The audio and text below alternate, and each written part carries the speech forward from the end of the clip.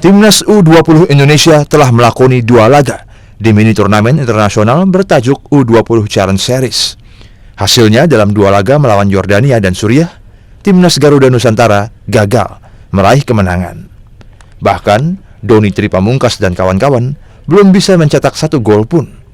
Striker naturalisasi asal Belanda, Jens Schrijven, yang diharapkan menjadi tumpuan lini serang, masih belum 100% sembuh dari cedera.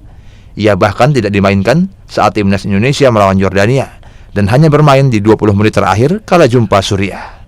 Still not where I need to be, but we're in a good way, and I think with a few days I think today was really felt myself. I feel more fit than the last days, so that's why I also played today.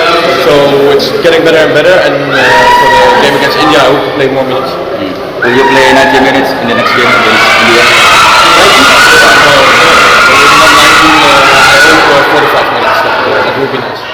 Timnas U20 Indonesia menjadikan mini turnamen ini sebagai ajang uji coba dan pemanasan sebelum turun di Piala Asia U20 di Cina Februari mendatang. Untuk itu, pelatih Indra Syafri tidak memasang target tinggi dalam turnamen yang diikuti Yordania, Suriah, dan India. Mahendra Tri Ginanjar, Kompas TV, Surabaya, Jawa Timur.